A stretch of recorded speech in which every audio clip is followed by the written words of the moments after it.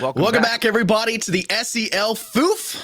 I've told you this a million times. If you're gonna step on my toes, off camera. Yeah, I was waiting for. You gotta wait for the stinger, man. You can't just start talking, and you don't know when the audio transition's right. And we can't trust our producer, right? He produces Rocket League, right? What faith are we having in there? So, anyways, I love our producer. Don't worry, SEL's great. Speaking of SEL, Rocket League is back, baby, and we've got ourselves a new caster to the booth. That's me. Sorry, I'm jumping in on Bepic's toes, but he decided to leave us out there to do his whims and whimsies. Yeah, exactly. He's losing all his money. He's here making money. And we got the best of the best Foof right next to us. And we've got King University facing off against Florida Atlantic University, aka FAU. And this one, well, it's truly a guessing game. We really have no idea based off their records.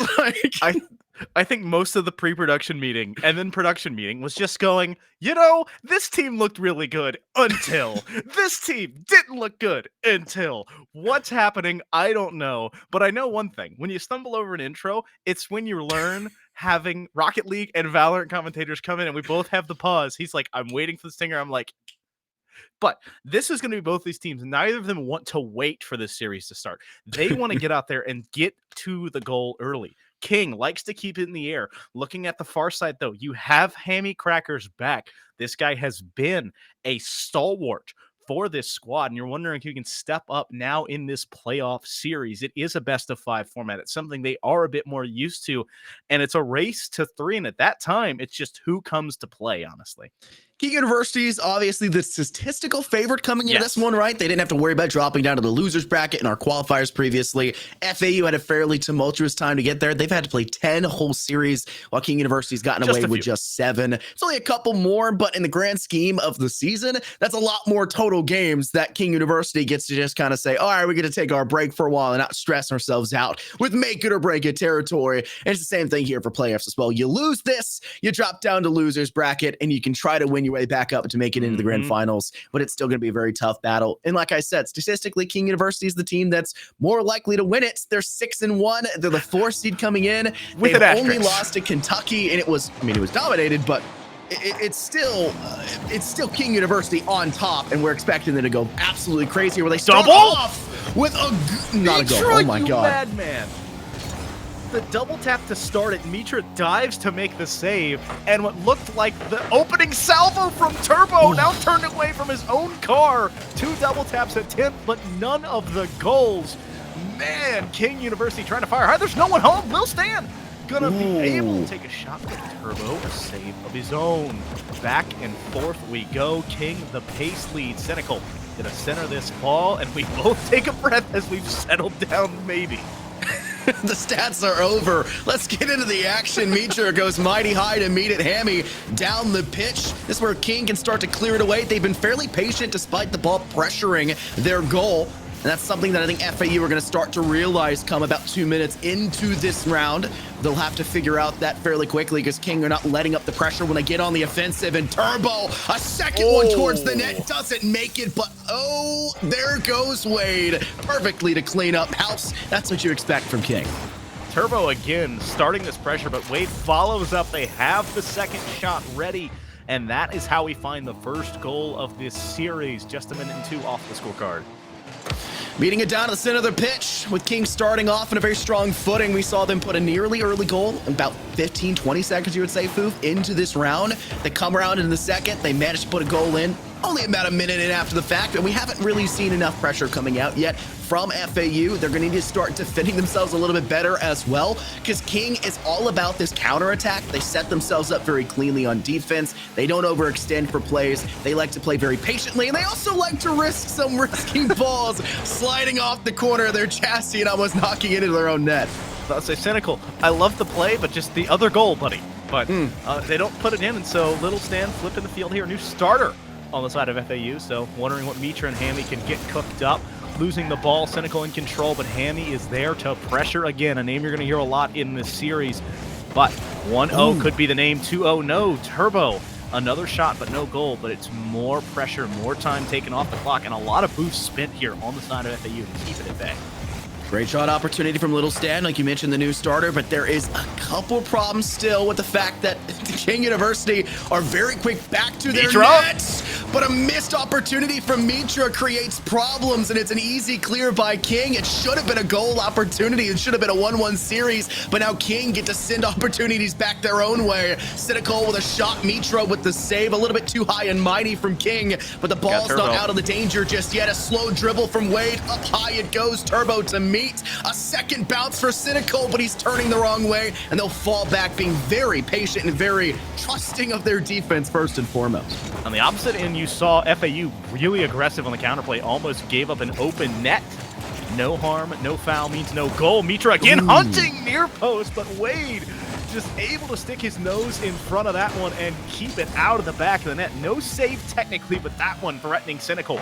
In the air, Mitra catches it, and now we're looking for a 2v2 power play. Wade, so big. That Fennec, normal size, but it looks massive at midfield as it keeps the ball there. Still slow play from King. They'll bounce it up here once again. Hammy Crackers will send this downfield where Wade has been an ever-long figure for the side of King on their defense. They'll clear it away first, but right when you think it gets out of the open, there's FAU to send it right back down the pitch. Turbo goes for a second attempt in the air. No boost, though. Cannot make it back up. We'll have to rely on Cynical first and foremost. It just seems like all the opportunities that King have been creating have been denied, but they've at least gotten away with their big one, and the same thing cannot be said for FAU. They're struggling, and there's no one on the defense, and that's a free goal for Turbo. You can't let Turbo take that shot. Just has been waiting for his opportunity. 2 double taps, couldn't connect, and now has no one in the net. Turns beautifully, the softest kiss of the ball. Hammy cannot dig it out, and so it's a 2-0 start here for King Tornado. How do you get this one back if you're on the side of FAU? Well, a free opened out opportunity, but would have been the right way to do it, but not enough positioning, maybe a little bit too awry on the attempt there, and it does not go into the net, goes too far to the side on the post, and King will seemingly get away with the staying ahead 2-0. 1 minute left, that's 60 seconds for FAU to put one in the back of the net, and they only needed 3 seconds past that point. King, where was the defense we've been seeing all match so far? Noticeably absent as Little Stan, the new starter, slides it into the bottom corner. No boost, no problem. I want to give Cheemsberger a shout out, knowing the master class was on its way, and that's 100% of the goals for FAU coming off the nose there from the new starter. Can they find another? Just under 60 seconds left here in game 1. Hammy able to make that touch, not credited to the save, it's a bit too early, but that's certainly looking dangerous. Now that man in the Octane flip reset was stalled out by Wade, who read it the entire length of that ball falling down. Mitra undercut, but he's undercut himself by Turbo and Cynical. Just half a minute left. A beautiful pass, but intercepted by Wade again. This man looking like a bastion standing outside of a castle with its doors closed. Ooh, Turbo demos down Hammy. Hammy just tapped the ball awry and being able to be a great shot opportunity coming up for King. The missed opportunity, though, becomes another opportunity with that death, but it's not going to matter too much. So Respawn comes through, and King are playing too heavy on the defense, which may be the right idea considering they're up 2-1. 7 seconds remaining. Time is ticking, and King are pounding a lot of damage and pressure off towards FAU, and that may have just been the last opportunity from them, as game 1 will in fact fall to the favor of King, going 2-1. The finesse there coming out, all 3 rocking it. It makes it happen. A total of 11 shots to 7. 8 saves on the side of Florida Atlantic. It was an all-out assault here as the Owls were kind of hemmed in from the first minute, then forced to play on the back foot, have to make these aggressive rotations to stay in the play. That allowed King to get the first goal and kind of rest on their laurels and eventually build it to a second. Yeah, you could feel them being very smart about how they played once they had that first goal. They weren't really anticipating that FAU were able to find one of their own afterwards. It honestly felt like they maybe rested a bit too quickly. A lot of times you see teams try to go up 2-0, try to go up 3-0 before they sit back a little bit more. But King, they feel very confident on their defense. I mean, take a look at the very beginning of the round of the match in the first place, where we saw a good opportunity come out for FAU, and King were just very lackadaisical and about its defensive approach and about its clearance away from goal. They're even sending it seemingly up to their own goal because they've been understanding about how quickly their team can get there in comparison to FAU. But when you play like that, you're also risking a lot of things. You're creating a lot of dangers, creating a lot of opportunities going the other way for FAU. And the longer this series goes on, the more matches we have go underway, the more likely it is that FAU are going to find goals cascading in their favor and leading to a possible match win, which will put at King's side in a little bit more of a precarious position, trying not to lose out here because they don't want to drop to the loser's bracket just yet.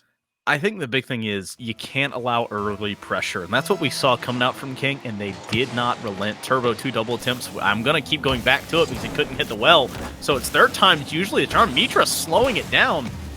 That is how FAU scored last game, but this time knowing they had enough behind it, Wade and company survived the initial pressure. Hammy Crackers is aggressive off that sidewall. Cynical able to sniff it out and keeps it out of harm's way for the moment.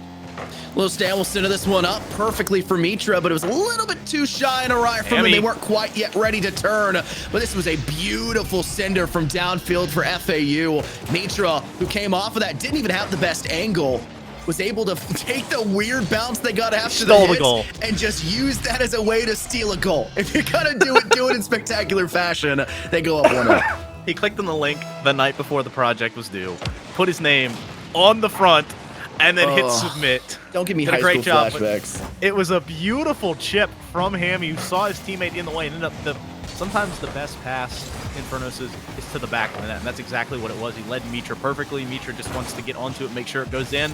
So maybe not a steal, but more of a secure as they secure their first lead in the series. Senecal can't get to it. That's going to be another save off of the nose of Wade. Hammy, more pressure. Mitra's still here, but so is Wade. Looks like he's had to move a bit further back from the midfield line, but that car still looking 2 stories tall. Wade is coming from unfavorable sides every single time they're trying to meet the ball on the defense there. Those saves are thin, razor thin, and so there's sometimes the shot opportunities coming out from King. Wade, after the defensive powerhouse they just showed themselves to be, sent a absolute Hail Mary to the backside of the net, but it is saved cleanly by Hammy, who is just lying in wait, waiting as a goalkeeper or sweeper necessarily should. And we're back into that kind of middle early ground where you're just trying to see how things will work out. King are still trying to apply pressure, but the danger still comes in first. It's FAU on goal continuously here, Foof. They have not laid down the pressure, and it's looking like a completely new match already. The big thing is Lil Stan had a chance to get a demo and open a net. Double tap from Hammy, dropping it down to Mitra, who finds it through the traffic. You think maybe Hammy in his mystical ways drops the ball, but no, it's a pass to set up this diving Mitra, who dunks it over to Magic. It's beautiful. FAU come out of this one with a 2-0 start. It hasn't even been 2 minutes yet in this match, Foof, and they've got a huge lead, the same amount of margin that we saw the side of King gain for just nary a moment before they did get the 2-1 scoreline to go forward in the end. And the ball's on the wrong side of the pitch, right? You're on the wrong side of the court. You got to flip this one around, King. You do not want to give any chances to a team where we've said in the beginning when we were highlighting the intro to this series in the first place for the match day, it is a guessing game statistically. Yes, there's an obvious favorite, but we're obviously saying that FAU knows they can ball, but they can't seemingly defend. You're in the net, but can't get enough pressure in, and Wade sends another deep Hail Mary to the back of the net, and Mitra just couldn't get there well enough. I want everyone watching to clip this, and this is why you have off-ball players. Cynical cleared the third man out of net. He made, I believe it was Mitra, have to come off the back wall and become the goaltender, which opened up that net, allowing that shot from Wade. Beautiful plays from his teammates. That allows them to break into this game, cut the lead in half, and be back within 1. We're only halfway through this match as well, so keep in mind, this is the same stat line we saw go forward in the last match already, and this one's not even halfway done. Over the top, Turbo tried it, but it goes a little bit too high. Cynical had another shot opportunity, but Hammy, a pincher to get it around that corner and away from the post. A miracle play down here in the pitch, but it's still on the board as FAU sent across, no one there. They're holding back. They know they were struggling defensively, so they'll reposition accordingly. Cynical going to have that boost not spawned for him, so Hammy Crackers does a beautiful job of basically stalling this ball. Cynical still in control, Lil Stan. Slowing down for now. Wade wants to force an awkward 50. Cynical going to catch it on the side wall here, pushing it off the ceiling, going to pinch it to himself. A pass finding that beautiful ball to Turbo. Mitra caught off. It's 2-2. Beautiful play off the side. Cynical knew that they were in a spot where Hammy could deny any opportunity for a cross. They get a beautiful squeezer from the top of the net, maybe we call it, the top of the stadium. The dome chrome of the stadium slides over, perfectly plays down center, and it's an easy cleanup for King, who have now tied things up to spectacularly 2-2. And this is the most scores we've seen so far in this match, and I only hope it continues, but it's hard to imagine we'll get much more than this. Mitra inside. Wade catches at midfield. Again, this Fennec just parked at midfield, daring challengers to come. I just feel like he's drawn a line in the sand past midfield and will wait for any challenger. Anytime a ball is pushed towards him, Cynical credited with this save. A beautiful touch, gets it out of his own end. Going to get a clear here too, but Hammy and Mitra waiting for it at that midfield stripe. Stan unable to find a touch. Mitra going near post, but it's denied. None other than Cynical, again, who's pushing this ball forward. No boost, maybe no problem, as all pressure still going forward. You can see the patience and the trust that King have in their defense. They know they're the only person near ball. They know that they're the only attempt there to block the goal, and they still take a beautiful and slow touch to control it. That's King's play style, but it also can punish them.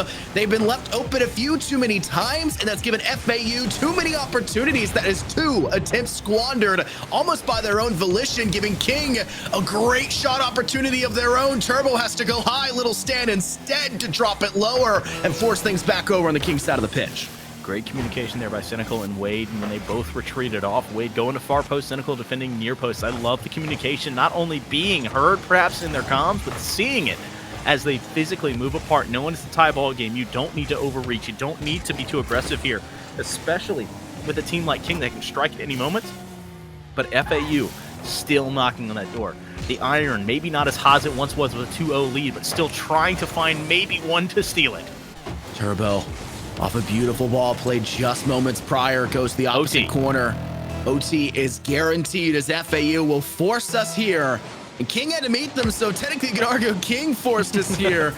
But King looked like they were at the lead. They had that momentum. They had the advantage in the final few minutes of that match.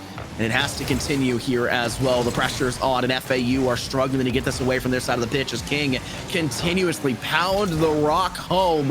And are just putting a really uncomfortable spot, and they're even demoing to make it even more difficult for them. Well, unfortunately, that demo rained out. Wade had a pass attempt midfield, but Cynical does not want to force. I think he got caught in a mid spot at that awkward rotation. So unable to really be a true third. Mitra and company break out of their own end for the first time in overtime. Wade putting more pressure on. He's got it up in the air. Turbo slowing down to catch this with a shot, but Hammy's there. Cynical, no one but the goaltender Mitra. A 1v1 means it's still a 2-2 game. Slim margins for success for either side. King have put statistically more shots on goal here in OT, and FAU are doing a wonderful job of keeping the ball outside of their net. They know what's on the line. Hammy, a line of their own, flying high in the sky, but King will drop away the attempted dribble and will force things back on the opposing side of the pitch. Cynical trying to rebalance themselves to reposition for a bounce off against Wade. They get demoed though, and they'll be forced back on the defense where a great singer from Hammy is denied by Turbo, but the pressure is still on up in the air. Pressure is on both ways. It's almost becoming a track meet at this point, running back and forth up the field. Mitra, more pressure, soft touch off the ceiling. Stan gonna be aggressive here. There's no one home, but Wade pushes it left, right to the respawning Hammy. Turbo looking for Wade. There's no one home. Credit to the shot, but saved by Hammy Crackers. Wade, corner play, 50 is Stan catching up to this one. Turbo, ceiling play, saving the flip late. No, lost it early, so Feature has a big time clear. Still playing in the center of the pitch. We've highlighted how many times King have liked to play this here very patiently, but patience is a virtue not being given to the team that's being slaughtered upon, as it looks like FAU consistently are pounding balls into the back of the net. Barely is King able to save these. Right when you think the pressure is starting to be alleviated, a great pinch off the wall creates pressure once again, and King will have to reevaluate the defense. Mitra, the only one there now. Cynical goes for the re-squeeze, but can't get enough pressure on, and they'll have to rush back to the defense where FAU found the rock, and Mitra guarantees a win here in round 2. And Lil Stan finds a perfect setup, leading Mitra into the air. Turbo caught on his heels, cannot find the touch, and FAU have their answer into a 1-1 series. And Bepic, I'll be taking my 10 channel points. There you go. There it is. Is this gambling? Is that what we have going on here in the That's SCL? exactly what we had going on there. Statistics don't lie, but apparently they're telling a tale that is not as true as it necessarily could have been. And behind the scenes, we've got casters that are throwing in bets, so I'm not sure what's going on here. Very different from the Valorant side. I mean, you can't bet. The channel points is easily invalid. You take a bet, Foof, and you gotta wait 45 minutes for anything to come true about it, right? It's so difficult to use channel points. I want the instant gratification, okay? That's true. That's what Rocket League truly is. That's why it's the easiest esport to view in as a viewer, to just jump in. It's that instant gratification. It's the TikTok of esports. Tell me I'm wrong. Please tell me I'm wrong. So, I do not wish I'm going to say true. that you're wrong on the tail of the tape. This is a team that had 11 shots and then gave up 10. They were winning on that front. They had 8 saves against them and had 8 of their own. So very similar, but the one shot ends up being the 1 goal difference. FAU, their offense played really well in spurts. They allowed King to come back right at the end of regulation, but then it was kind of that slapstick to just lock back into place in OT. And so now the gauntlet's been thrown. Wade, Turbo, and Cynical have something to answer here in game 3. And Mitra, 3 of those goals, all 3 goals for FAU, I should necessarily say. A hat trick to their name. When was the last time we've seen something that spectacular? Definitely not in our first match of the day. Round 2 turns out very differently, and FAU even switched the scoreline on its head. So no flawless victory, and on top of it, what is going on in Rocket League? Mitra cannot be stopped. A 4th of their trouble here. Man, oh man, Turbo, you can try all you like, but Mitra's finding another. Just truly staying from where they were in that overtime start. It is 5 seconds off the board and already a lead. Little stand with a demo. Pressure's on towards King's side of the pitch. Mitra doesn't really have anything they can really work with. They'll have to struggle to get back, get some boost on their way, and try to find something for their troubles. They'll clear the ball over to the side corner. Wade tries to go up forward, but Cynical plays a beautiful ball to the center of the line, but it's hardly a crosser, I should say, as no one is really set up for FAU. But they're doing a wonderful job of making sure that King cannot apply pressure, that King's aerial play style that you were highlighting before this series started cannot rain thunder upon their goal, and they're using that lead to their advantage to keep the pressure up. Oh, what a shot coming from Hammy, but Cynical with a better save. Man, my heart always smiles when I see the infield passes turning into shots from about that mid to about a quarter field. Hammy up in the air, always been an aerial assassin, just floating with that ball, but lost real control. He just had to push it into the corner. Mitra following this up, Wade in a dangerous spot, but enough of a clear as his pass finds Turbo, I believe, to midfield. It's a good attempt to get the ball further down towards FAU, but when your defender, your sweeper here, Foof, is even more effective seemingly on offense than they are half the time on defense, they're willing to accept any and all attempts towards their net because they can turn into opportunities.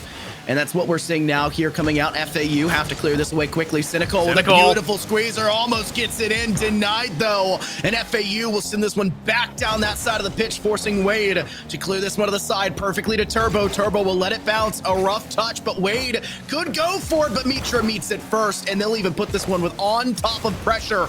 It just seems like FAU aren't really using that as an opportunity for a shot.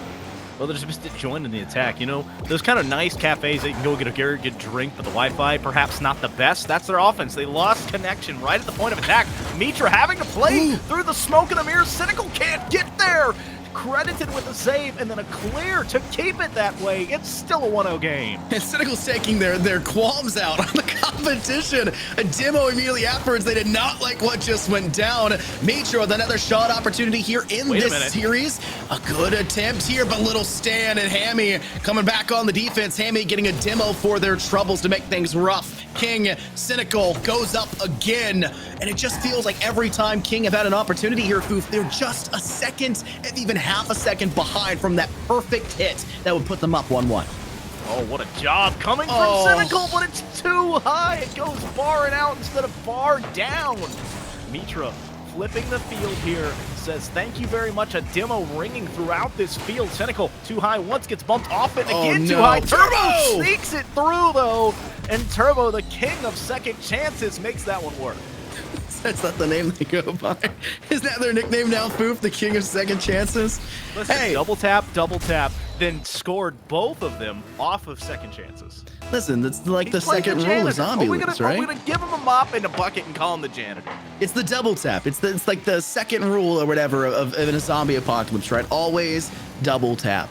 And Turbo's the king of it. I don't think there's anything to call him. I can't remember the actor's name. I love him so much. Wow, he's just so socially awkward. I can't do it. Call him Mark Zuckerberg, because that's who he played in that film as well. He's going to get the job done at the end of the day, even if he has to take people out with him. 1-1 scoreline, a minute and 40 seconds left here. We're over halfway through this one, and King have been on the back burner trying to catch things up. They've had way more opportunities, it feels like, that are actually threatening to that FAU pitch, the FAU net. Couple bars that should have gone Bardowski, a couple attempts that could have gone the other way, but the second you think the Kings have gotten close, Hammy rides the wave and lets the ball ride his wave too to put that one up top net. Well, Cynical got caught way too far in the middle of his own net. Hammy with a ball with almost a full tank of boost and the dribble. Sorry, buddy, unless you're a magician, you're not making that save. And Hammy, hey, another film with him. What is his name? Jesse Eisenberg. Is that it? Yeah, it's Jesse Eisenberg. The actor. That's it. It's Jesse Eisenberg. Thank you, Bepic. I got that like right before you sent that. Yes, Jesse Eisenberg. He was also in Now You See Me, so a magician. Turbo, though, not the magician this time around. It's FAU that was this time around to go for it. Turbo trying to play something off the corner for a crosser. Does not work, and Hammy will try to ride this one solo, centered down by Cynical, and Wade tries to put this one down the sideline of the pitch, but it is still King struggling to get up. Great ball, Hammy not there, but just enough to get the ball out and cleared away to put some pressure back towards King. Oh, Hammy to Mitra, Mitra to Cynical as that one rings off the car, not a post. Diving to keep that one out. Little Stan passing back. It's going to be a bit too far behind Mitra. Hammy, though, ready and willing, catching up to it. Wade denied by Mitra as well. That's going to be Stan pressing aggressively. He's beat by one. Not a lot of boost here in Cynicals. He flicks it up and over. Still pressuring. Has 100 in his car. Past the Turbo. Turbo can't get there as Mitra, again, so strong on the defensive front, denying these touches. A lot more passive right now is Hammy. They know they're the last line of defense. They know there's only 10 seconds remaining. They've been playing this passively for about the last 30 to 40, and they know that they just need to keep King away from the pitch, 2 downfield, put the ball away, and that will be it. Cleared perfectly to the Kings left corner. And game 3 will be one and done by FAU to go up 2-1 in the series so far, and they're breaking the mold here. They're upsetting the statistical favorite, but really it could have been anyone's favorite. The stats don't lie in SEL, it seems like. I think they're being a little bit willy-nilly with the truth. Yeah. Maybe before this, but right now, shots will not lie to you in this series. Another game of almost 10 shots, 9 shots ringing off from FAU, only allowing the 6. So again, more shots means more goals usually. And this math has led true. The big thing that you look at King is they had 5 saves. That is not a sustainable defense. You don't want to have to be making diving saves. You don't want Cynical to put the Herculean effort that he had to keep his team in it. They love to play offense. They want to find passes. They want to be aggressive. But Hammy Crackers has done enough. And I'm going to be honest, this has been Mitra's series. Yeah. They have come to play 4 big shots, a cycle on the scorecard, and have made it known that they want FAU to go through. A Little Stan's been a great addition, it seems like, to this FAU roster. Assist in that last series. They had the opening goal in the round prior. They got an assist in the one prior to that as well. They're all over the place. They're doing a wonderful job for the team, and it feels like they fit into a gap that, could have been really lacking for FAU. Could have been something that could have plagued their roster if they're making change at this point in a season, but it fit in wonderfully. They're doing the right job, and Mitra is just saying, yeah, anyone that can be on my team, it feels like, can get the job done. I'm just glad it's Little Stan to be the person to do so. Well, here we are, series perhaps swinging in the balance, and upper bracket life as well. Hammy Crackers pressuring. Turbo is there. Mitra, a little bit of fake there to lead for Stan. And now up in the air to intercept. Cynical going to be bumped awkwardly off, but not a great touch by Hammy. One he's going to really want back. A demo, though, running into it. There's no one far post, and they want to go there. But Lil Stan a bit too much on as he pushes high. Gotta make sure to bring that ball down at least a little bit lower. It's a bit unfortunate. First missed opportunity coming out from them in a pretty easy breakaway for them. Hammy off the wall. Little Stan will play towards the corner. Wants to meet it high, but unfortunately Turbo gets there first and with plenty of boost, but they don't get the luckiest of aerial plays that they were hoping for, and that just gives a great opportunity. FAU, Little Stan with the chance, but what is that touch too high? Tries to play a second aerial for their favor, and it just doesn't work out, and the second crosser, terrible positioning. They were still out of position from the attempt previously, and it comes into a loss with FAU now having to clear away the King attempt.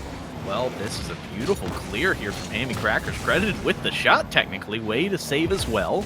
As that flips the field, it allows them room to breathe, get boost, and kind of settle back into this game. It was looking towards becoming that overtime feeling of mad dash back and forth, back and forth. And really, neither team will like that. They want to have consistent, controlled offenses as Hammy has the flip, but it's saved out by Turbo.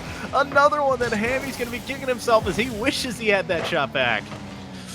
Oh, how many times we see opportunities go to the wayside so far in this series. Move this round specifically has been a nothing burger for success. 0-0 still on the board. Shot opportunity from Cynical, who has been very good about their attempts, but it seems like too many of their attempts either hit the crossbar or right into the loving arms of the defense that are sweeping that one out of the net.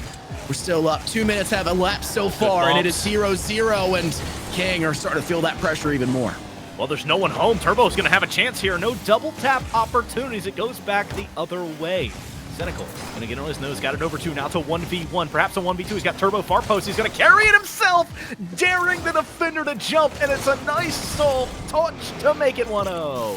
Fu climbing out of his seat to get that one, celebrating with enough oomph behind it. Cynical finally puts one where it doesn't touch the bar in some capacity, and is able to not rely on Turbo after the fact for the cleaner. 1-0 start for King, and FAU will now need to find their resurgency into this round. Cynical on the sideline was maybe looking for a touch there for Wade. Will rely on Hammy Kings to put it up for him instead, and there was a great opportunity for Cynical, but not enough boost to turn that chassis, and it will net into a loss, forcing Turbo for a one-on-one over the nets, and it just seems like FAU are too good for it.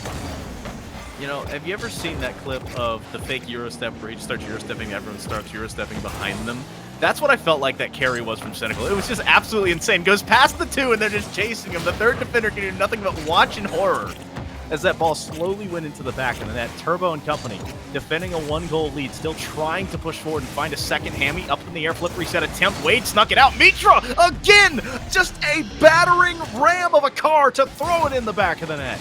Gorgeous execution coming out for FAU. Hammy Crackers does all the work to that point here, Foof. But that's where Mitra comes in to secure. That's not a double tap. That's not the go in after. That is the much needed secure. Hammy is plenty happy with that result. They'll tie things up now 1-1.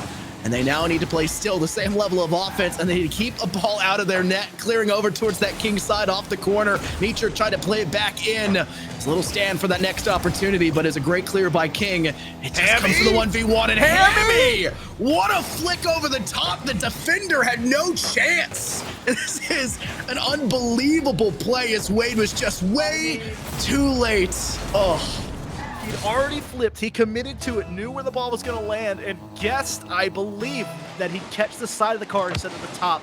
And it's the softest touch, didn't catch the tires, enough to push it in the back of the net. 2-0, your star player, if you're an FAU fan, has come in the final match, an assist and a goal already, and to give them a lead with a minute and a half left.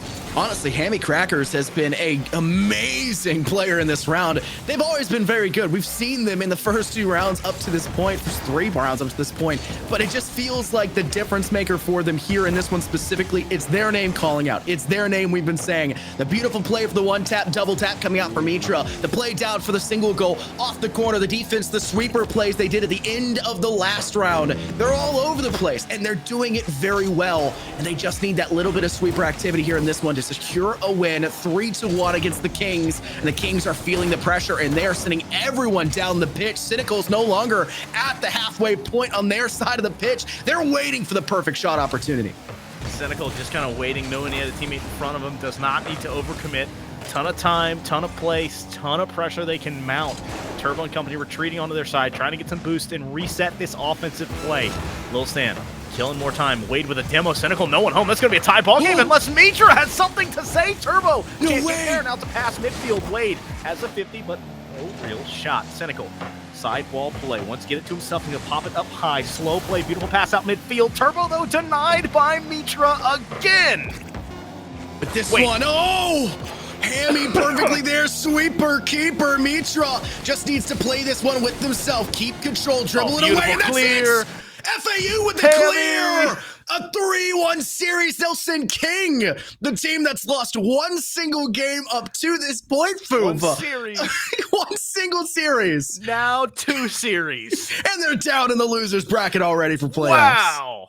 What a way to start if you are an FAU fan. King comes out, wins game 1 in just top fashion. FAU answers the gentleman reverse sweep, if you would so, as they take 3 in a row in, I mean, let's be honest, it was team play fashion. At the beginning of the season, we were like, can FAU have enough players to answer the call that we see from Hammy Crackers? We know Hammy Crackers is a stud, but can you see Mitra and now Lil Stan catch up and follow through? Stan scored in the first goal, kind of put his name on the map. And we went, okay, maybe we can see something a little bit from this FAU team. And Mitra put, let's be honest, it's a coming out party for Mitra. This playoffs could be Mitra's to run with. His Hammy still is Hammy.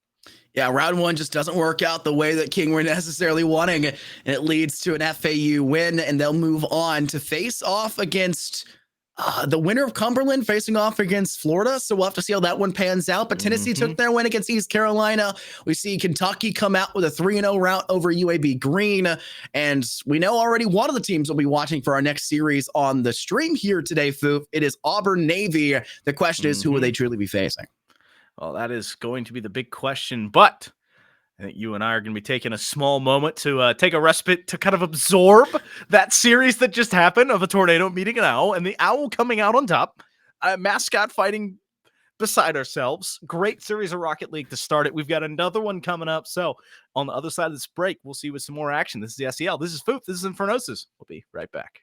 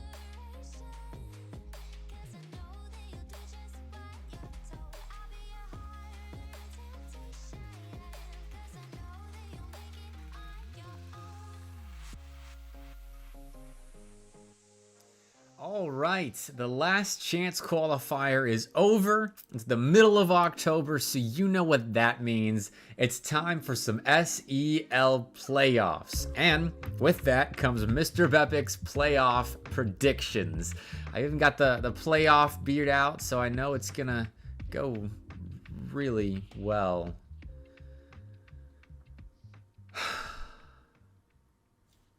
Alright, it's no secret that my predictions have not been good through the last chance qualifier.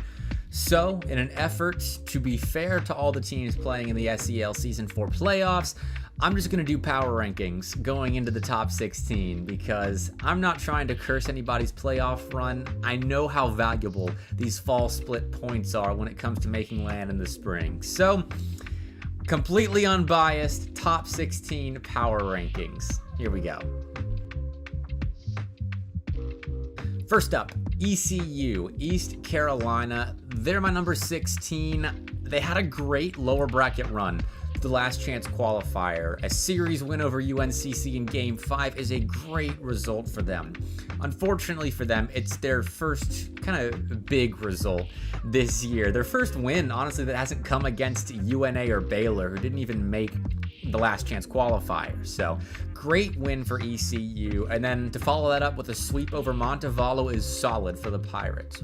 But they got to do more in playoffs to prove to me that they are more than number 16 on my power rankings. So just like Clemson, UAH, UAB, those kind of teams who had a hot LCQ, I just need to see more than one hot day to completely disregard their group stage results. So good luck to the Pirates in the playoffs because they seem to be hot right now, but we'll see what happens when they play against a top 8 team in that first round. Next up is Auburn, who has been so up and down this season, and that continued in the last chance qualifier.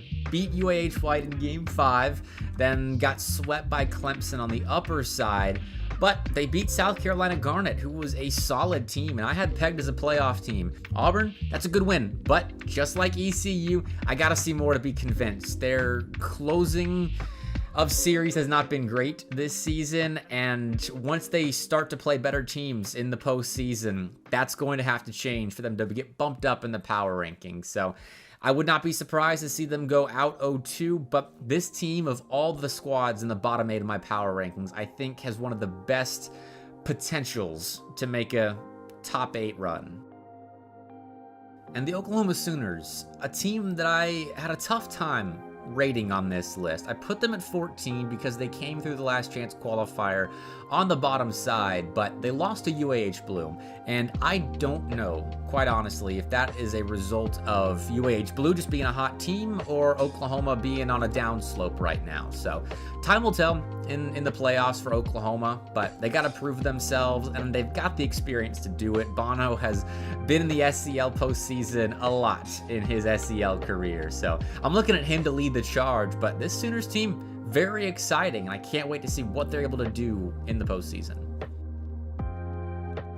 And at number 13, I've got UAB. The Blazers are another one of those teams that had a hot day in the last chance qualifier, but looked really good while they were playing on that day, showing glimpses of what maybe the ceiling or upper echelon of play looks like for this team. And their defense was incredible. I watched the end of their 4-game win over Louisiana Tech, who I thought was going to be a playoff team, and that back line was unbeatable. I'm sure I've got a clip of it playing right now. That Butters save that he clipped was absolutely incredible, and that sums up how they played on the first week of the last chance qualifier. But I gotta see it on more than just one Wednesday this season. Playoffs is the time to do that for UAB, but it's a big reason why I've got them at number 13 despite looking really good against UNCC and Louisiana Tech. So we'll see what they're able to do in round 1.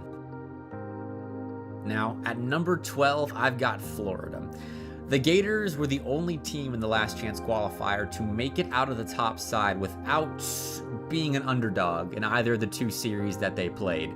And that is for good reason, because this team is solid. It was a playoff team from the very start, I think. Completely fresh roster for the Gators, and they've proven themselves as a playoff team in the SEL. Just one that I think is kind of a gatekeeper of the top 12. So I've got them right at that number 12 mark because I would not be surprised to see them win at least one series in the postseason here. Their offense has the capabilities to do that.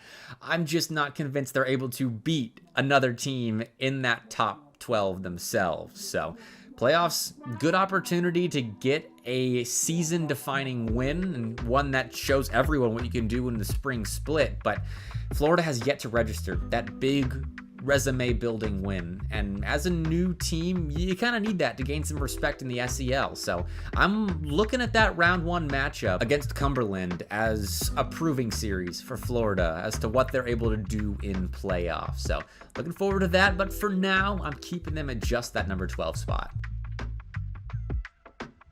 Number 11, the Clemson Tigers. This team is feeling good. Snipes is feeling good in his last run through an SEL split/season. Masal was finally unleashed in the last chance qualifier. Clemson goes 6-0 through the top side and makes it to playoffs. I don't have them on top of UAH Blue or FAU, or the last remaining LCQ teams I haven't talked about yet, just because I'm wondering if they can keep this going. It was one hot day, same as UAH Blue, but then I saw UAH Blue back that up on land, like we'll talk about in a second. And for Clemson, I just got to see more from them in this form. They looked killer against Alabama and Auburn, the two teams they swept. So going into playoffs, I've got them at number 11 on the top side of the LCQ teams. Just, can they keep it going? It's the big question.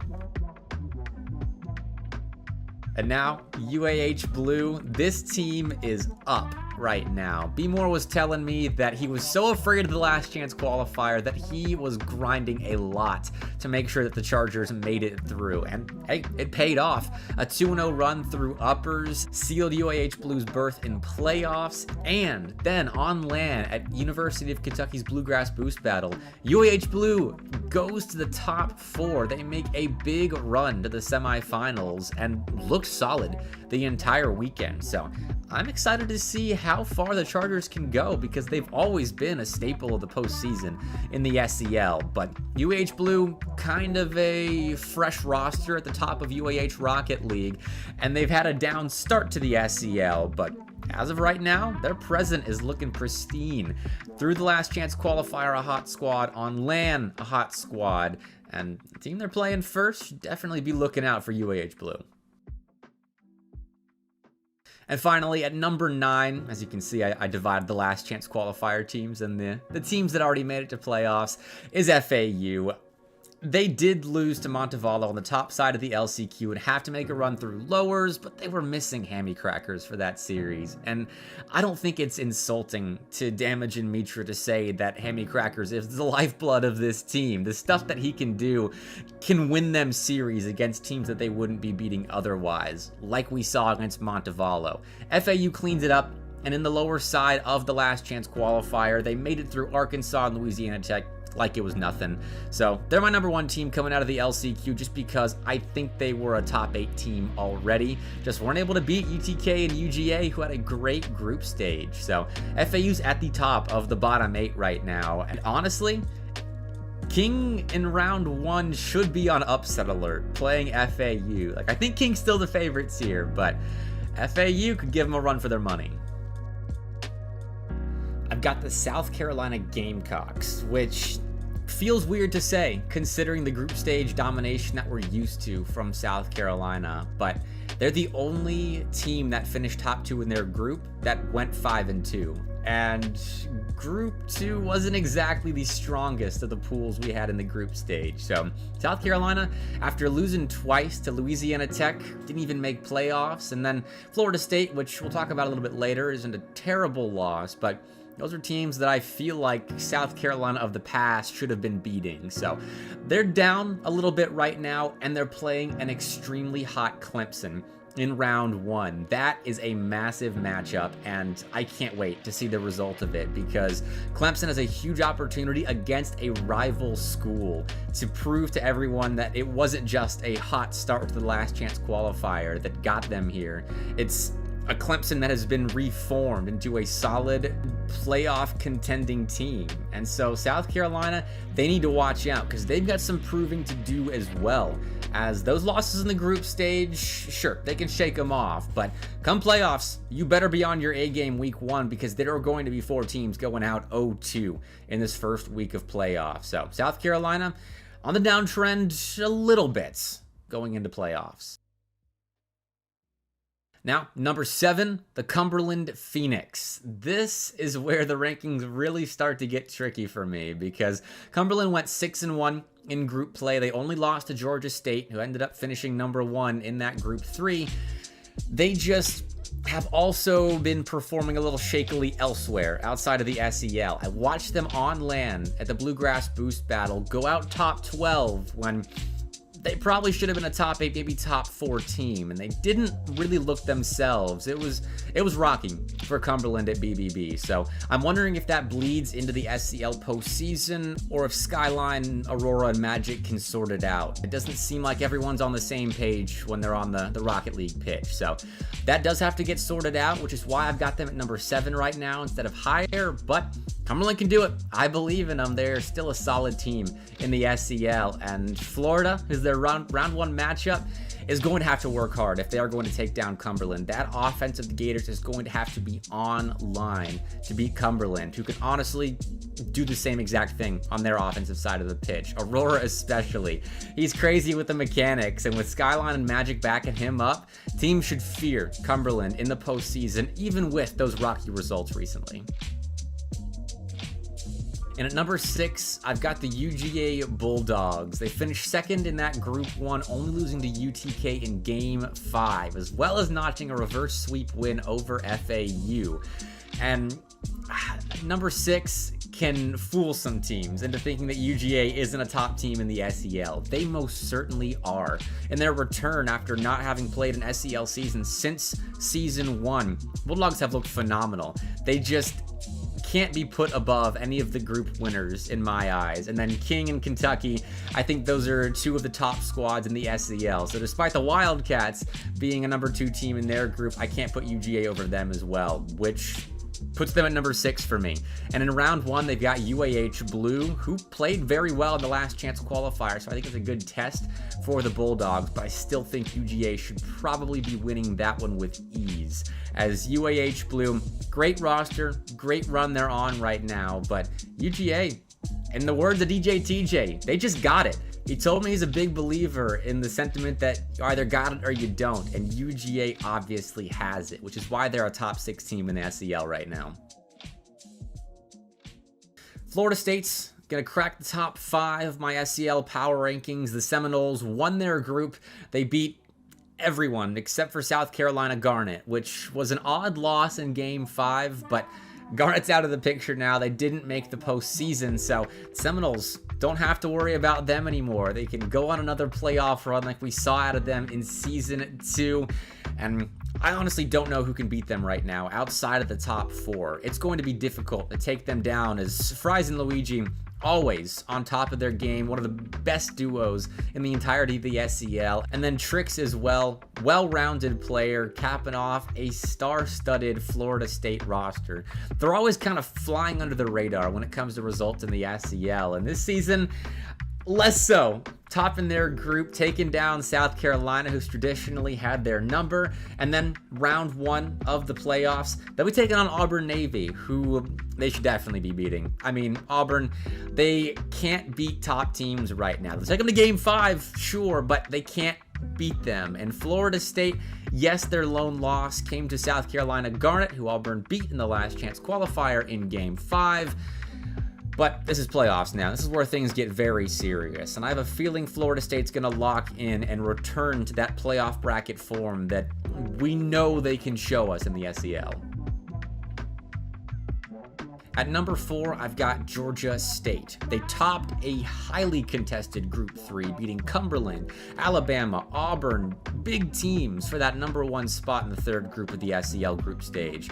So coming into playoffs, Monk, Shady, and Buddy can really make some waves. I mean, Shady and Monk, honestly, I would have as 2 of the most mechanical players in the entirety of the SEL, which I think puts them in contention against any roster in the entirety of the Southeastern Esports League. Yes, even Kentucky, King, UTK, those top teams, they could beat them Georgia State, it's their rookie SEL season, but they could honestly make a deep run in the playoffs if they're playing at that form that they were using when they beat Auburn and Cumberland in back-to-back series a couple of weeks ago in group play. Georgia State should be feared, especially on the side of Oklahoma, who they're playing in round 1. I almost forgot to go over who they were playing, but that's just because I have Georgia State as massive favorites against Oklahoma. Nothing to slight the Sooners. Bono, great player, great leader of this OU Rocket League team, but Georgia State, top 4 team right now, and I've got them making a deep run, so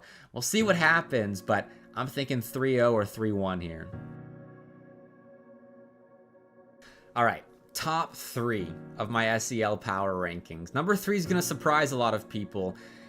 I'm putting King there, which is going to take a lot of defending on my part, but they lost to Kentucky on the last day of group play, so I can't in good conscience put Kentucky below King.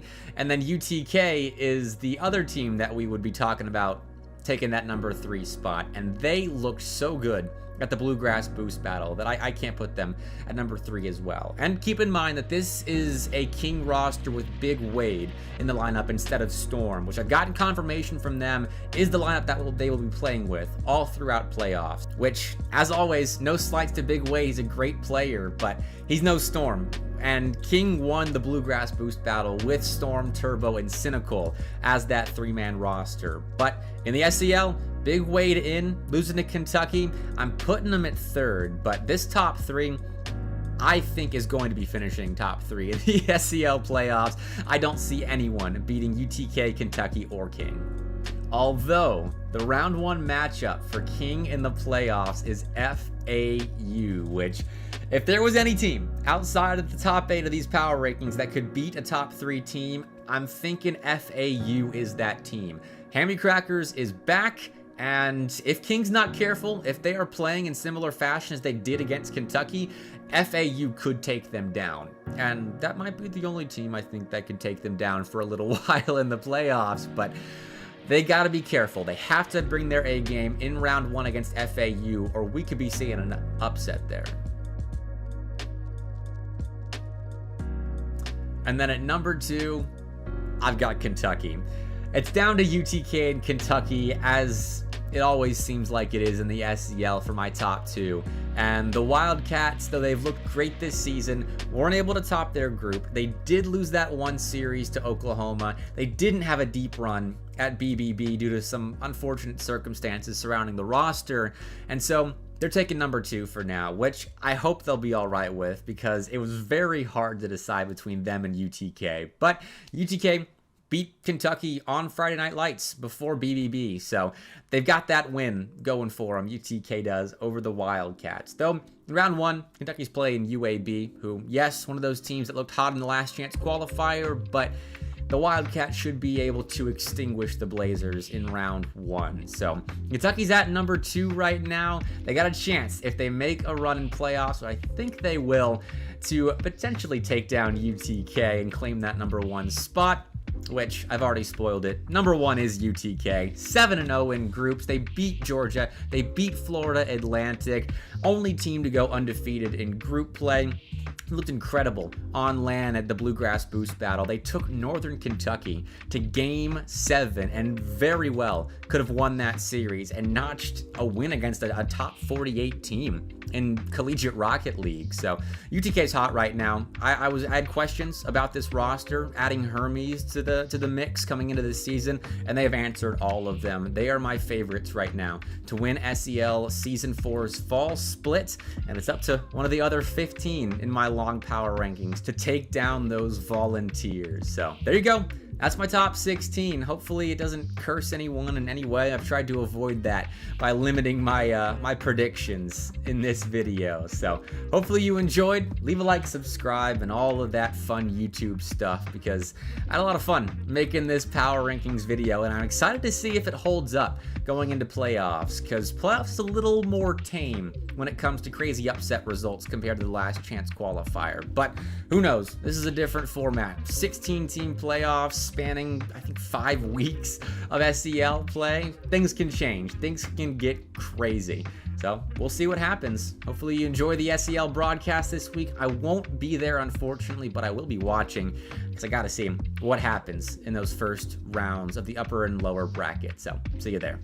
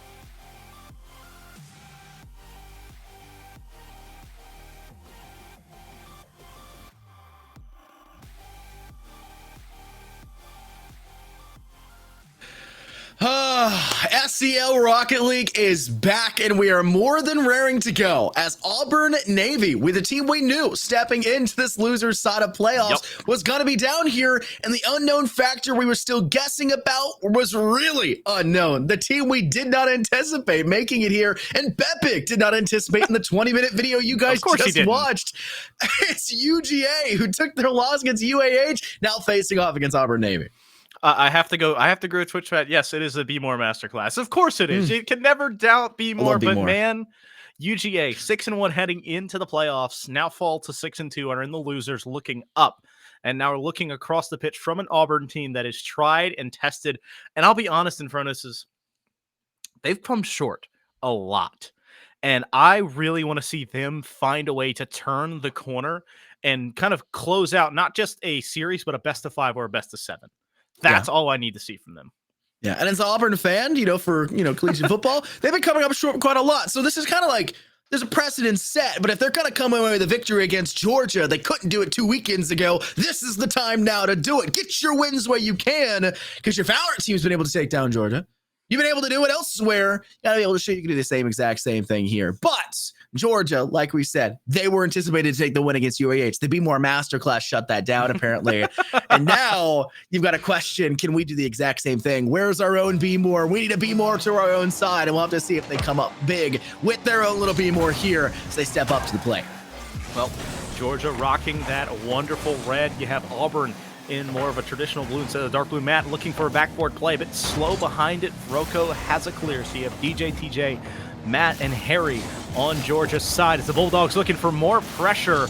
Vroko hums and Bro Turkey having to hold on the defensive end as I'm getting through the starting rosters. Yeah, Bro Turkey's great. The last time I casted Rocket League, I think it was actually last season. I remember Bro Turkey coming up fairly big, but it did also feel like a lot of Auburn weren't really cohesive on their plays. There was not a lot of passing, crossing, felt like it was going to nowhere, and that was something that we highlighted they needed to fix on, and they almost put one in here. Hums just barely not able to meet their maker in the back of the net. Goes bar down, but doesn't go bar in, and it leads to still 0-0, 0-0 scoreline here in Rocket League. Sidewall play, but Bro Turkey's there to cut it out. DJ needs to be careful as he's 50'd hard in the midfield by Turkey. Turkey again, aggressive pushes, just keeps the ball on this red end. Quick touches, early pressures, and a lot of just aggressive plays right now from both squads, but no one able to find the back of the net. Demo's going to open the door. Vroko sees it through. It's a 1-0 game. Auburn had cohesiveness problems last season. They're a team that can overcome those challenges, and Bro Turkey, the proprietor of the pass and the demo, creating the opportunity for a literal open net for Auburn to pounce that one in to go 1-0 up. Vroko and Harry meet at the front. Bro Turkey had a great chance to send that along the corner for another opportunity early, but gets demoed in the process, and this lines it up for Matt. Gorgeous transition on the run for UGA, and they'll pounce up to tie things up 1-1. This starts with a demo off the kickoff that caused Bro Turkey to be forced into an awkward spot in the third. That allows them to force a 2v3, kind of power play it forward, making it a tie ball game. 1-1, not even a minute and a half off the scorecard. Auburn had to get their goal off a demo, and it seems like Georgia started theirs off of the demo as well. So we're seeing a very heavy-handed or maybe heavy bumpered style of play coming out right now in this series. But this one comes off of nothing but a great bounce for Auburn. DJ thought they got it good, but the team was off in no man's land, trying to grab some boost, trying to step up to the plate, and it just was not good communication by Georgia, giving Auburn a 2-1 start. I mean, I guess they take those. Vroko collecting in on that one, getting the assist, and Bro Turkey from downfield. I mean, you really expect a lot more defensive just presence, but Georgia oversteps, no one's home. Quick retaliation, and so back in a 1-goal lead is Auburn looking to control this series. This is what they do. You see the all caps by the Auburn man himself in chat, having fun watching his Tigers do well, but it's really going to be. They are great at getting first blood. They are good at getting a quick start in a series. But Infernos, it's up to them to finish a series. And so right now, living the billing of having a good start, but now they need to finish game one. Is Matt and company putting more pressure on, a bit too high again? We might have to check the blue end. I feel like that goal may be a bit too low in regulation. We've seen a lot of shots going high. It's the old strategy keepers used to do in soccer of when it rains, they dig in the corners a little bit so it droops an extra 2 inches, you know? Yeah, maybe we're seeing that here. It's been raining inside the pitch. It's the dome not protecting us from the weather and the elements. It's hard to tell, but tell you what's not being protected. It's the Auburn net in the first place. A bit of a rough predicament, some nudging coming out between Matt and Vroko. It had Hums try to come in to save the day, but they bumped into Matt as well. A 2-for-1 special for Georgia, and they knock in their second goal. 2-2 tie. Deuce is wild, as a good friend of mine might say. Bro Turkey and company now looking for an answer as we sit in a ball game that was once tied to start, now tied again just past the midway point.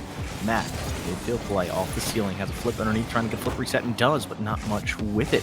Vroko up and over one, following aggressively, but TJ cutting it out, looking for a cuck share, but instead the soft pinch leaves it midfield, kind of out of everyone's touch on his offensive push. Vroko again, resetting the offense here for Auburn. Cleared out by TJ. Not a great opportunity for them, just really about a way to get the ball down the pitch and apply pressure. But Georgia maybe on the back burner, laying over the top. That maybe felt like that was an unnecessary touch there, Foof. Maybe not needed as heavy, or if at all, and Georgia missing an opportunity for it. That just feeds the ball to Auburn, and a great attempt by Hubs, but right where the lying defenders of Georgia was still flailing in the air to recover. Cleared away by Auburn, sent to the side. Bro Turkey with a second touch off their own crosser. It is sent back the other way by Matt, but Auburn are there to keep the pressure on. It's just poor touches by Georgia, and DJ's forced to go up for it, and it leaves an extra net open. Thankfully, Harry down to the ground and meet it in the air. Big save there, keeps us tied to a piece. We talk about Harry waiting at the net, had a good shot. Good way to make that save. TJ has the clear towards his sidewall. It's going to be up to Harry to find a real clear, and that's not being kicked out. TJ again, this time to the left. Bro Turkey answers. Matt pushing forward, he's able to beat the diving defender, gets it far enough forward. Maybe a chance here for Harry to go near post. No, keeping it high, and it slots up and over to make it 3-2. Chipper from Georgia. I talked about it all last series here, Foof. It was a game of shots that kept the teams in it, and Auburn has statistically put nearly double the amount of shots on the board than Georgia, but Georgia's are better positioned. They're finding great early spaces, and Auburn are being capitalized on the nets that just aren't being held. And Georgia, they're doing everything they can to save. They got 4 saves. Auburn has 1. The defense has a clear gap between each other, and Auburn needs to come up big, and they're almost about to give up another. What a bump! Vroko! Oh, DJ too high up. Almost the chance of a lifetime for Georgia to end this one early, but it's still on the board, and Auburn still has chances. And Vroko! ball just gracing the front end. Now DJ touches Turkey, but not far enough. Turkey diving to make a save. Scott's hands are on his head as the defense is still on their heels. Harry finds another to make it 4-2. That's probably it here, Foop. The chances are nigh. They are slim. It is too close to call. Is it between slim and none? It's bad. It's not great right now. Auburn have to put 2 goals up in the next, well, theoretically infinite seconds, because 0 seconds, as long as it goes in, you're good. But considering how great the defense for Georgia have been, no matter the shots Auburn are putting on the board, it's not been enough. They have their opportunity here. Goes a bit too high. Verocco, an aerial miracle. Not going to happen, and this one's done and done. Georgia will take our first match. Very, I'd say comfortably by the final minute, but the first 2 minutes were everything but. It was a very close call. A little bit of a mad dash. Both teams having opportunities. 10-9 shots. Georgia only getting the 9 instead of giving the 10. And so a lot of saves on Georgia's side means the shots from Auburn were on target. As in, yes, you get shots for putting it on target, but like threatening touches that had to be saved. Whereas Georgia only had 2 saves, so they could clean it up and look a bit more aggressive on the offensive end. I just kind of wonder if Auburn can find second and third chance opportunities, because that's where their weakness is seeming to show. If they can go ahead and find early pressure and then find another shot after it's saved, that is such a hard play to stop on the defensive side. And honestly, it feels like Georgia's defense, feel free to correct me if I'm wrong here, Foof. Maybe I'm wrong and just an idiot. They feel very disjointed when it comes to defense. They're desperate to clear out that ball. We've seen too many times where in the net, we've got 2 players floundering about in the air, hoping that their little boost of 15 amount of boost they've got still to their name is enough to get back on the ground and re-jump up to get a second save. Auburn are continuously pressuring the ball into the corners where most of Georgia's defenders lie, when they could go far post, set up for a better spot. So maybe the vision part for Auburn is the bigger question about understanding and the awareness for them. It's hard to tell, but like you said, if they coordinate, get great crosses, have a good understanding about where their teammates are for the 1-2 plays, for the double dogs, for the secures, I think Auburn have a very good shot to keep up against Georgia. This is the round they have to prove it, though. Well, 1-0 scoreline in the series right now. Auburn looking for an answer, as it has been the early games that have been their strength. Now they're going to rely on later games. Harry to DJ. DJ to the corner, as he instead wanted to go for the shot, instead turns into a pass to no one. Matt in his own end, going to clear this out, looking for DJ on the sidewall, but no. Great communication as Matt was stuck in the momentum, pushing too far forward. No double commit there. So kind of a nice hands off to realize, hey, we're in a bad spot here. Let's rotate back and reset this offensive pressure. Turkey puts this one down the center. Matt will touch it a bit too high. The attempt coming up from Verocco will be squashed and squandered. That puts Georgia back on the offensive foot. You can tell it's mostly Harry just doing the dirty work here. You get an interesting tap off the wall to lay one up for Matt, but Auburn have pretty much met their match in all of those regards, keeping Georgia at bay. Even putting up a good opportunity here with Hums doing a double tap again. Maybe not the right opportunity or spot for the double tap, but there was no one from Auburn there anyways. It feels a little bit too empty in the middle, and that's where Bro Turkey, who else here, Foof, to take matters into their own hands with Verocco's center play. Look, they don't even double touch it. That's the right play, Auburn, and they'll dunk it home. Well, it's just they went across the net twice there, and I was wondering if we'd have a diving third at any point, and they make it happen. Road Turkey sees his mark, a little bit of a miscue on the defensive end, opens up, and so the Dogs leaving that net a bit too far open and taking full advantage of it. Auburn scoring, now trying to find a second and do. Bro Turkey, welcome to the series, my friend, as it's 2 in a row to make it 2-0. The other player to watch out for, they started it last time, and they're getting the ball rolling quite literally in multiple ways now, twice in a row in this second match as well. A 2-0 start for Auburn puts Georgia in a very rough foot, but keep in mind, the whole first 3 minutes of our last match was very close until Georgia blew the barn doors open quite literally, which for Auburn is the worst case scenario, considering that's like their nickname half the time. And they're just really put in a really rough spot. They've got to keep this lead, and the defense has to be immeasurably better than it was in the last match. DJ again, pressuring forward. Beautiful play there from Turkey to force it into an awkward cross. Matt, again, in the corner, putting it out. No one really there, so Verocco's going to have a clear. Credited maybe with a shot, and as it's threatening, but not enough, as it's that long arching touch. Verocco! Wow. Giving one off the backboard as a misplay opens the door, and it's 3-0. You've got to capitalize on Georgia's mistakes, and Rocco does exactly that. The slimmest of margins to do so, but puts it through home, and it's a 3-0 route so far for Auburn. 3 minutes left, still gives plenty of time for Georgia to come on the comeback. But Auburn, if they keep up the same pressure we've been seeing here, Foof, I think it'll be hard pressed for Georgia to find the quick goals that they're necessarily needing. But Auburn cannot grow complacent. They cannot sit back on their haunches. They have to make sure that they're still keeping up the pressure that's won them those first 3 goals so far. Well, the big thing is Georgia's just looked very disjointed, a bit confused of what the real plan is right now for them, as their defense has been, they've been aggressive, but a bit too aggressive, maybe breaking down communication-wise. Bro Turkey and company taking full advantage of it. Hats off to them as they forced awkward plays. And this is 100% shooting right now from Auburn. If it's towards the net, it's been in. Matt up and over one. Bro Turkey, the last man back, but is there in time. DJ gonna return the touch, and so it goes kissing the ceiling. Rocco having to save it to keep it at a 3-0 game.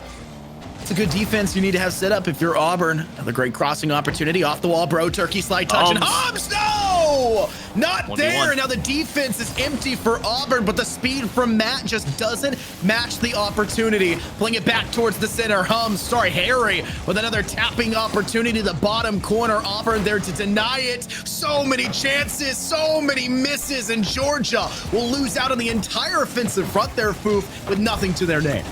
Well, nothing currently, but the offense starting to find a bit more footing. No goals scored, but looking better on shot opportunities.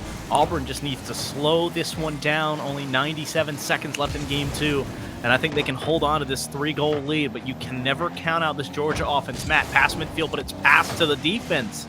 Harry going to be the recipient of a very poor clear. Rocco can't get to it either, but gets the man off the ball, so it's a pass to a clear. TJ with a beautiful chance to try and set up Matt. Matt's going to put it home, but Hums is there. Early again is DJ, and Hums has a clear. Timing is Georgia's problem right now. Not just the disjointedness we were talking about. Timing is so important, but the slight hesitation from DJ. Waiting just slightly before tapping that one. Rocco could have been there. Look at the pause into the jump and the smack in. A sniper bolt for sure. Georgia know exactly what they need to do. It's score, right? It's just the problem of getting it into the nets. That's the part that needs to be worked on. Just score 5 head is what is being rung out onto the field. Just kill them first in every other shooter. Have a minute. Yeah, kill them first. If there's no goalie, there is no save. But just under a minute here, have to find take Auburn's stance. Take it from Bro Turkey. Exactly. Well, you got to get him off the field right now. He is too hot. This Auburn team too hot as they're still perfect. Harry, another touch is going to be off the backboard. No, Rocco making a save. That's his savior medal of the game. Harry's far post, but was opting to fight for boost, and so not a lot cooking there. DJ bumps his own teammate back. Rocco wave dashing. Oh, I'm sorry. Not wave dashing. That was wave dashing on the defender side. Rocco had the ball. But 30 seconds left, still a 2-goal deficit. Can UGA find an answer? UGA playing a very heavy ball at this point. Harry tried to go up in the air, but they turned their car a bit too far to the side and just didn't have the space they thought. Fake. Matt with the fake leads into a demo, but they're just not Bro Turkey. There's no actual player behind them to fill up. And Georgia, like you said, they feel disjointed. They feel like they're not playing as a full cohesive team. And Auburn pull off a ridiculously good round 2, a ridiculously good second match to throw things back up and tie our series 1-1. I'm confused. I don't know what happened in that demo play. I'm saving the replay to watch for further analysis later, but I am caught aghast by this one. As that demo should have opened up the door, but maybe a 50 that we couldn't see because of the demo slowed it all down. But hats off to Auburn coming out scoring 3 unanswered. Unfortunately, Bro Turkey did get one saved off him, so no 100% shooting today, but 75% in this game. Very, very impressive offensive performance from them, and we just need to see more from this Auburn team. It's an answer. About time they've had an answer of sorts. But Georgia now getting one back to them. We're going to have to see how they respond. Keep in mind as well, I think for Auburn here, Foof, when you're looking at a team that takes a win in a second round, right? That in a second match and is able to tie things back up, they're going to have a lot of, a lot of emotions. What went wrong in our first? What went so right in the second? But Georgia's going to come up with another game plan. They're going to find out, hey, Auburn was taking good opportunities. They weren't just sending shots in wildly and like rabid animals. They were, they were stalking their prey, would maybe be the term to do so, instead of just coming in like a sick fiend that's been starving for a month, right? Auburn look hungry. They look ready for it, but they also know that they have the time to wait for that opportunity, and they're creating the opportunities. So they're not just waiting for the perfect moment. They're making sure they can have that perfect moment on their hand. And I think Georgia just needs to start setting those up themselves. Auburn started off with that demo for a score really early. That created a great shot. I think we're still going to rave about that at the end of the series. Georgia had a second opportunity for the same thing at the end of it, and they didn't do it. I think Georgia just need that same play style. I think it's more or less, it's kind of opposite of what actually we saw. Georgia doing this beautifully, taking advantage of the only shot of the game, as that is set up unintentionally by Hums. Harry rotating off opens the door for Matt to find the soft kiss in and make it a 1-0 affair. DJ tried to take that. I'll just point that out there. It's secure. Is that what it is? It's not always a kill secure. steal. It's a kill secure, right? Exactly. Every COD player from 2011 to Oh no. Okay. Good clear by Harry. Kickoffs are Harry, always you their can't own. leave the ball. That's yours, Harry. Don't drop it. Now let him have it. Okay, you can have it. No! One of the Discord comms will like at any given moment during these. Like, wait. No. Play over the top, bro. Turkey. A bit of a missed arrow opportunity, but it's able to get back with a teammate to clear that away. Hum's doing a great job for it. TJ clears this one back over. Don't think they meant to hit it that far. They tried to play it off their bottom, but this is a good shot opportunity for Auburn, and it just doesn't go. This is where Hum's roll down at center of the pitch booth comes into play. Also, pass midfield. Matt is there. Catches him on the right side of the nose, so it turns into just kind of a push into the corner instead of the shot opportunity they were kind of scheming up. Matt now looking far post, caught him sleeping! Wow! As there's two defenders, but it's not enough as it's a 2-0 lead for Georgia. Great secure Harry with the drop. That was as beautiful of a pass as you can possibly ask for in that moment. Toss out the dice, get that critical roll, and send Georgia up 2-0 and put Auburn on the back burner, somewhere they have not been since round one, since match one of this series. And it's going to be very difficult for them to come back if they start to sit a little bit and start to question how this Georgia team is playing. Go back to where you're comfortable, Auburn. Where's the play style we saw from the series prior? Where is the straight demo for goals? Where is the passing and crossing that got you kills? Where is the acting on Georgia's mistakes? Because honestly, defensively, they're making some. They only have one player in position on the defense, and they finally can capitalize. Auburn, big goal. Pro Turkey up, and it's still down one for them. It's all Hums. Hums snuck that out from the middle of the field in the air, daring on the goal line. Couldn't get the stuff, but he had Bro Turkey back.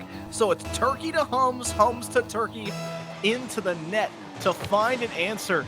And this Auburn team has really been punch, counter punch, which we haven't seen a lot from them. I want to continue to see them kind of develop. Maybe the character arc they've needed, but UGA still up by one. Attempted clear out. Goes right back into play, but Harry's still too good for it. One and done, two and done. One almost goes in towards the back of the net. Hums will clear that one away. TJ, gorgeous shot! Curry! The sniper bolt from downtown. Ain't no stopping this one. Call him the American Sniper. Georgia's got to get an Olympic team for this. 3-1. Gorgeous execution. And why do you think Auburn's starting to get their head back into it, Foof? They're back down two. Back down too, but I mean, it's just a beautiful shot, realizing the net's open, taking full advantage of it. It's Froko. It's a 1v1. Turkey's pushed off. He's got to get from the ceiling. It does, but that forces a double commit on the side of Auburn. Harry now pulling far post. Hums cutting it out in time, though. Froko looking for Hums in that transitional period, but again, Turkey's there to retaliate. The trade of possessions back and forth. Small song and dance at midfield. Got to play that nice dance in the corner. To be a salsa, back and forth action. Who's got the more dominant foot? And sometimes you got a little bit too many left feet, and that seems to be Auburn. Forced to fall back. Now to get a step away from the engagement. They'll have to deal with the defense first. They almost got it out, but Georgia did a great job of sending it back towards them. The pressure is on. This is where Georgia want to be in a demo for both sides. A trading demo between two players, interestingly enough. We'll have to slow down the play where Auburn's Hums almost gets it, but Vroko recenters. And it's just, I think Auburn, despite having that player advantage there, still fell back too soon. Well, they had two players up, and so with having Vroko in the air, they had to retreat. Since Roko didn't have a solid touch and their third was up, any retaliatory strike that's an open net. So great play there, understanding you've overreached. But when you get underneath this minute mark, you don't need to throw everything in sync, but you need to find one. I like to say before the 25 to 30 second mark to give you enough time to build another solid offensive pressure. Had an opportunity that was given by the defense, but they were too far forward, it seems, and that's gonna be almost it, and it will be! Okay. How many times can Georgia scrape the post and not get it? Well, the answer's 2, as they'll sink the third one, go in for sure. Wait, fourth one. It bounced once again right there towards the end. Georgia now up 3, and you said they needed 30 seconds to get the 2 goals they needed. Well, they're gonna need the full 60 to get the 3 they need to even have a chance at OT.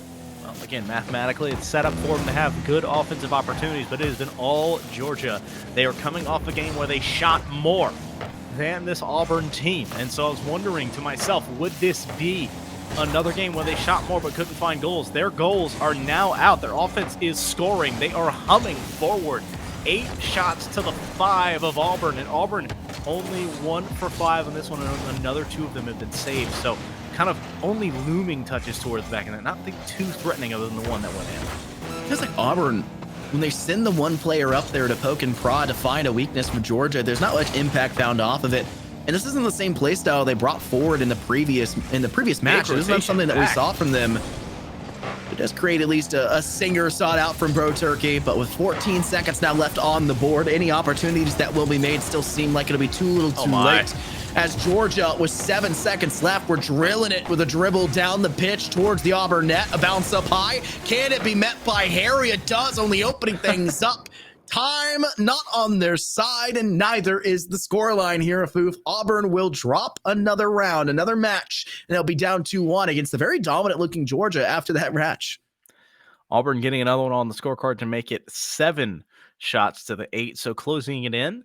But this time, Georgia, more shots, more goals, ends up getting the win on top of it, all on the back of Matt, 3 big goals. But Harry, 2 assists, 2 saves, and you can't look past TJDJ, who has a beautiful 333 and a cycle. A very aesthetically pleasing scorecard right there. Is that really the OCD is kicking in for you there? It's just right.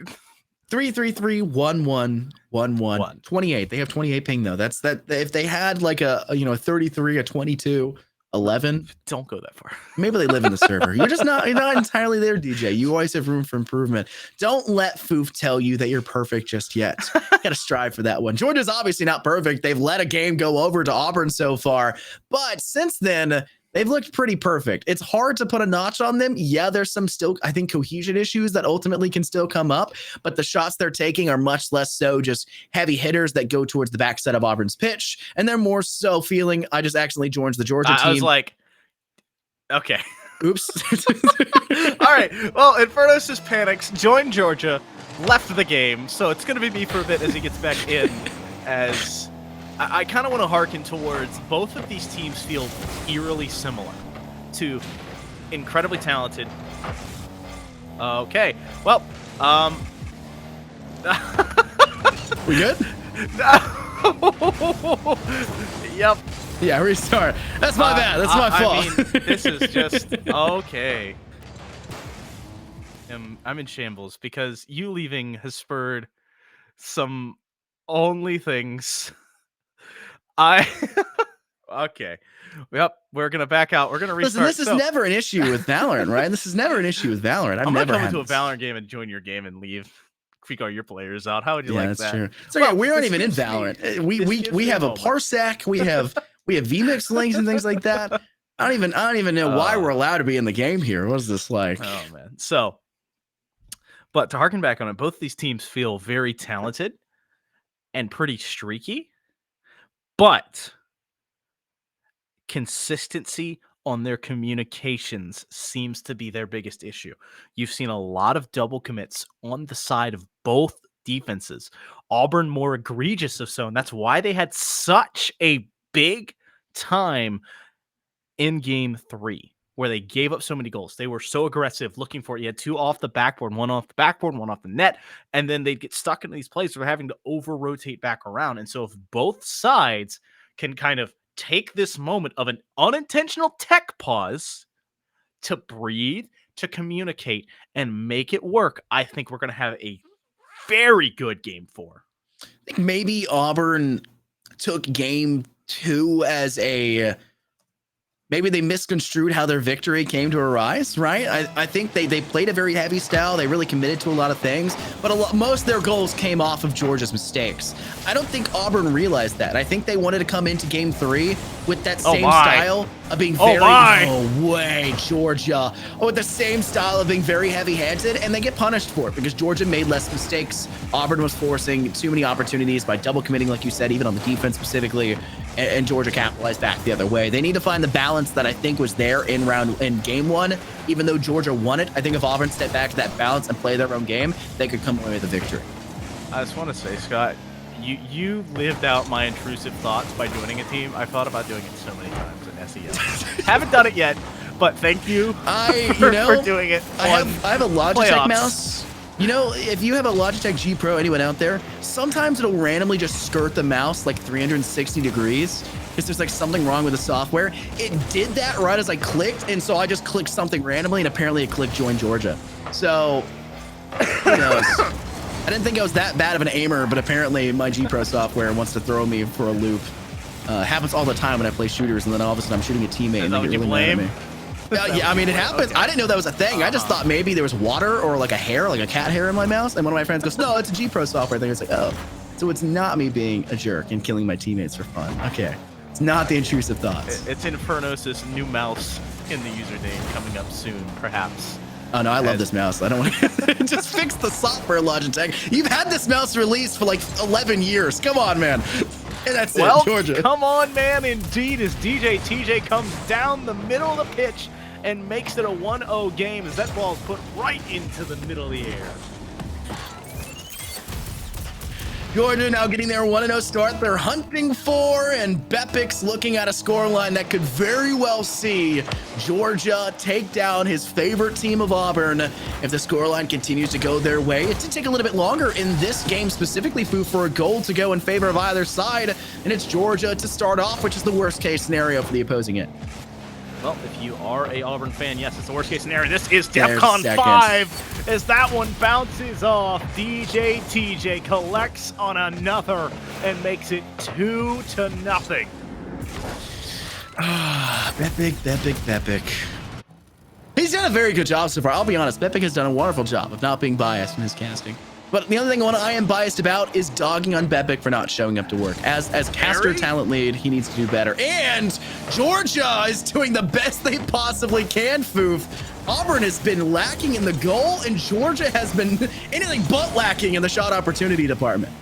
Man, Bro Turkey and company need to start hitting something on the offensive side. Holmes gets hit instead. Broco again too high, sent it to row 17 instead of sending it to a replay. Hums slowing it all the way down. Harry across looking for something, dropping it down, looking maybe TJ to find a third. Bro Turkey has it up high. He's got Froco behind him, a bit of a 2v2 outbreak, but Matt opting to push into the corner and slow all of this back down. Broco recenters this up. Hums tried to play for a bump in goal. Unfortunately, that cross had no one there to meet it. Would have required all three upfield, and Bro Turkey did not field up to that commitment. Second chance opportunity for Vroco after a couple bumps down in the pitch, and they'll go high for it, but it goes too high again, and a third!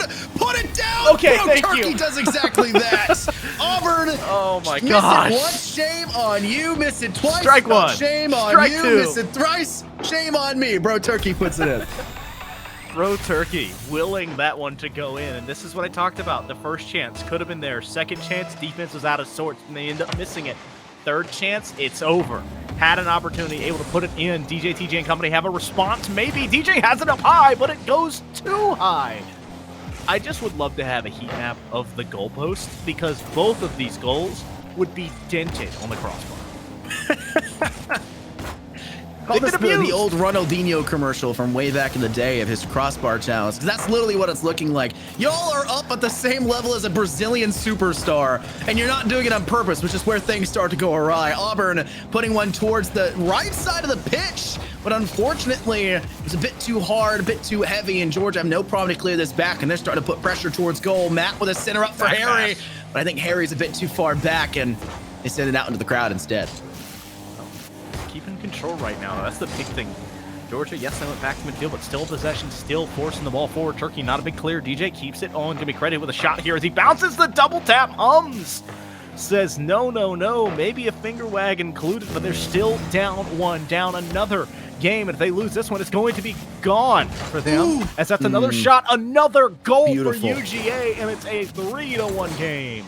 This is Auburn now looking at the score line. You said it, 60 seconds really is for 2. 30 is what your comfortability is for 1. You got to set up the plays to create the opportunities. You need a minute then to catch up with 2. And Auburn tried that previously, and the score line got out of control to create a 3-digit margin. And that's something Auburn cannot allow here once again, as Georgia, as you cannot see up on the top of the scoreboard, is at match and series point when it comes down to this game.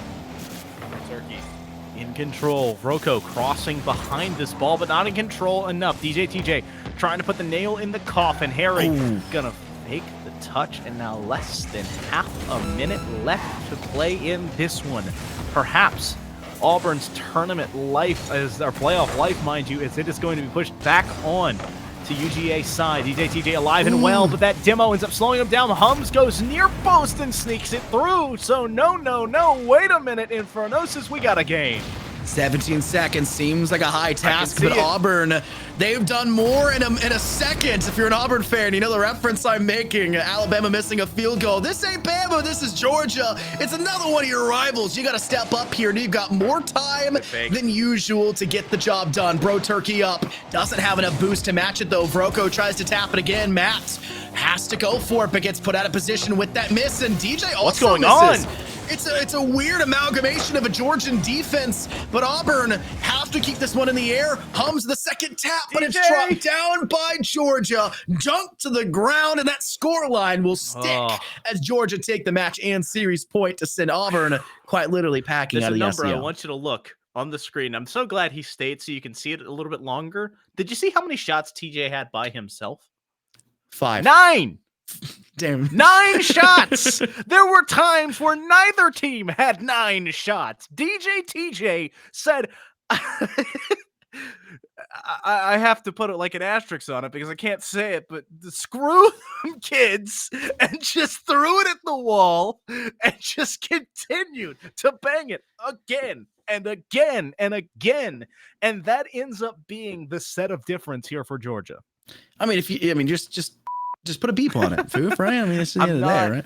Listen, man, I'm on a laptop with an extra monitor. A lamp is like I don't have a lamp next to you. Yes. It's all right. When I turn off all my lights, it just enter into dark. It's like Batman, you know, so. You just brood.